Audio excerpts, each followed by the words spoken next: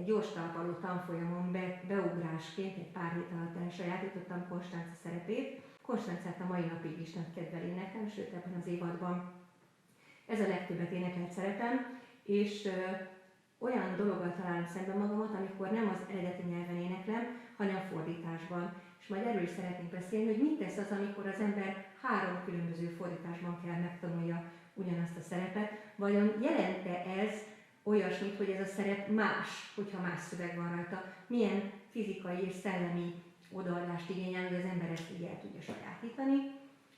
Mindenki pályáján eljön az az idő, amikor egy bizonyos szerepet marha gyorsan meg kell tanulnia, mert be kell ugrania. Így érkezett el hozzám a Konstance szerepe, és egyszerűen a memorizálásra nem volt annyi fizikai erőm, hogy ugyanabban a hangmagasságban kezdjem el memorizálni. Ugye mi történik jó esetben, hogy zajlik egy memorizálás? Adva van egy korepetitor, akihez a hét 4 napján elmész, az különböző részenként átveszi veled, és a memorizálás és a technikai kidolgozás egy azon időintervallumban zajlik. De amikor gyorsan kell memorizálni, akkor erre nincs lehetőség, egyszerűen fizikailag nem fér az bele, hogy te az adott hangmagasságon memorizálj. A Konstance tele van olyan futamokkal, ami annyira extrémen nehéz, majd erre mutatok példát, hogy lehetetlen, hogy én ismételgessem magamban 5x10-szer, magamban 5x10-szer, mert fizikailag lehetetlen. És akkor kiírtam magamban azt a dolgot, hogy mi van, hogyha én ezt egy terccel lejjebb gyakorlom olyan kellemes félhangon. És végül is az vált be, hogy egy kvárttal, és minden egyes technikai lépést és nehézséget, amit már én fejbe tudok, de egy kvárttal lejjebb nem jelent nehézséget, mint egy kis cetlit, mint egy kis memót odaragasztok a fejembe, amikor tanulom, hogy igen, itt lesz majd ez a dolog, itt lesz majd az a dolog, arra kell figyelni, de amikor én éneklek, akkor teljesen relaxált és laza vagyok. Az egész szerepet egy kvárttal lejjebb tanultam meg, úgyhogy természetesen ismertem már a hangnak a hangnemű viszonyait, az, hogy melyik rész alatt milyen akkordok vannak, milyen kíséret van, azt már megtanultam, de maga a memorizálás folyamata sokkal gyorsabban haladt, mert vokálisan nem fáradtam, és egy idő után estés ilyen félhangon tudtam énekelni és ismételgetni, hogyha már nagyon késő volt, akkor quinten lejjebb. Mi történik akkor, ugye a Konstance esetében egyszerűen van, hogy 2 oktáv ambitus van. Az ember egyszerűen lekopulázza azt a fönti magasságot. Nagyon egyszerű példát szeretnék erre mutatni. Igen, például a Konstance első áriában, hogy, és ezt most magyarul fogom énekelni.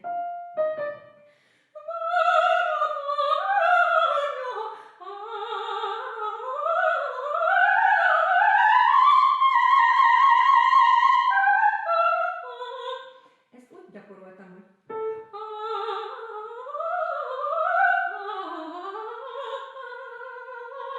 most van egy kis zökkenés, mert most találtam ki, hogy hol lesz majd a váltás, de így gyakorolható, hogy a zenei anyagot tökéletesen interpretálom, a nehézségekre gondolok, de nem zavarom sem a szomszédaimat, sem pedig a saját hangi állapotomat nem tolom el a teljesítőképesség legvégső határával, azzal, hogy ezt a nehéz részt 100 000-szer ismétlem, bármikor ugorhatok egy oktávot. És sokat beszélek arról, hogy önmagamban, hogyha megfelelőképpen előkészítek egy magas hangot, akkor mindenféle felfutás nélkül is meg tudom szólaltatni. És a Konstanca lassú áriában van egy ilyen szintén humusnak számító hely, ahol egy 2 vonalas bén kell puhán megszólaltatni mindenféle felfutás és előzőleg alkalmazható erő nélkül. De az a szerencse, hogy itt van 2 ütemszünet, és azt akarom elmagyarázni, hogy mi történik abban a szünetben az én testemben, agyamban, milyen impulzusokat adok magamnak, hogy ez teljesen szabadon is olyan puhán szólalhasson meg, amin semmi direkt erő nincsen.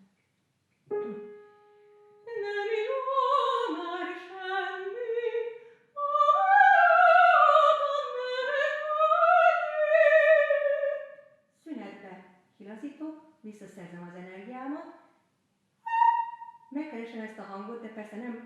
fendíthetem meg, majd jön egy uniszonú alsó D a zenekarban, arra úgy csinálok, mintha arra adnám a támaszt. Mikor a zenében van egy ilyen anticipált impulzus, az nekem segít. Mit mondok? Ha én meg akarom mutatni azt, hogy ha én nem elé raknám ezt a bizonyos támaszt, hanem a hangra, akkor mi történik? Kicsit nehezebbre fog esni.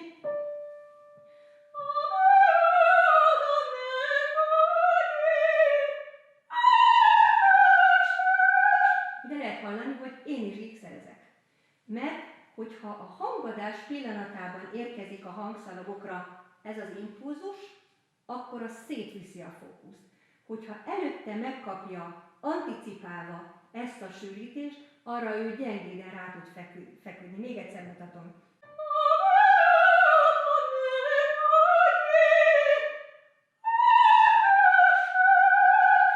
Pont fordítva történik ez az anticipálás, mint ahogy eddig mutattam.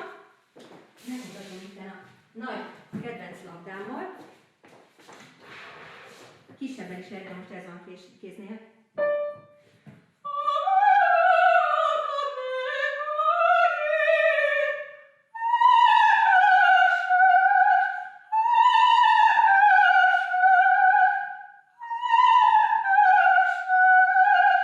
Bármiképpen játsszatok vele, de ez az impulzus, ez sokkal előtte kell, hogy megszülessen, a hang csak épp szépen lágyra ráfekszik.